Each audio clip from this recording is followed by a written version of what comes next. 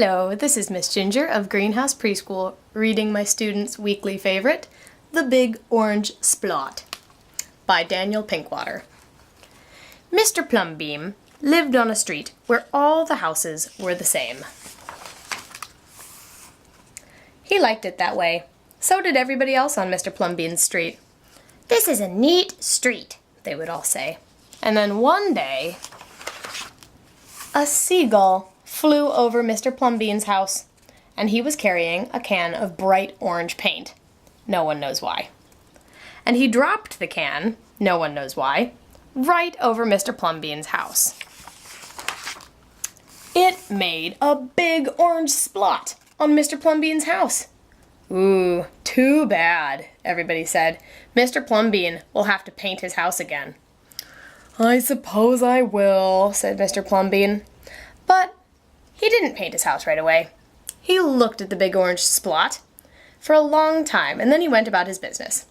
The neighbors got tired of seeing that big orange splot.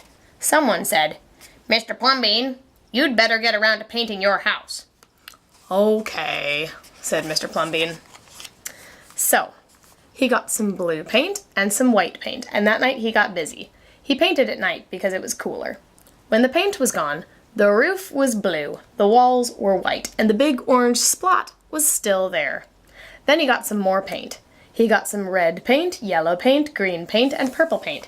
And in the morning, the other people came out of their street, and they saw their houses were all the same, but Mr. Plum Bean's house was like a rainbow.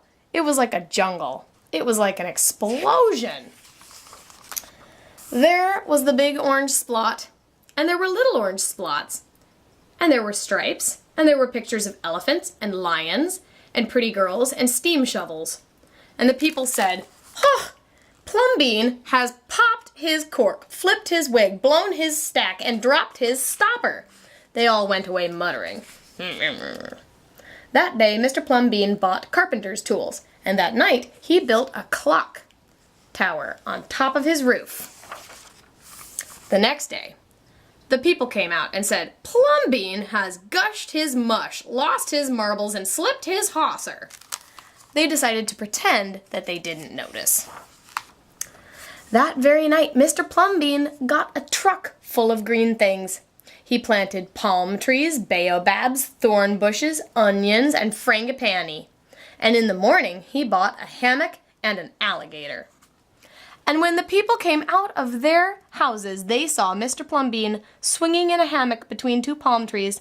They saw an alligator lying in the grass, and Mr. Plum Bean was happily drinking lemonade. Plum Bean has gone too far. This used to be a neat street. "Plum Bean, what have you done to your house?" the people shouted. "My house is me, and I am it. My house is where I like to be, and it looks like all my dreams," Mr. Plum Bean said.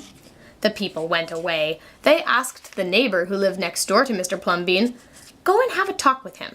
Tell him that we all liked it here before he changed his house. Tell him his house has to be the same as our houses so that we can have a neat street."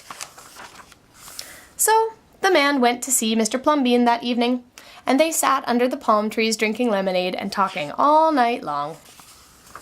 And early the next morning, the man went out to get lumber and rope and nails and paint, and when the people came out of their houses, they saw a red and yellow and blue ship next door to the house of Mr. Plum Bean. "What have you done to your house?" they shouted at the man.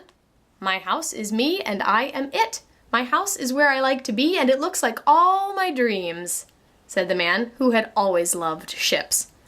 "He's just like Mr. Plum Bean," the people said. "He's got bees in his bonnet and bats in his belfry and knots in his noodle."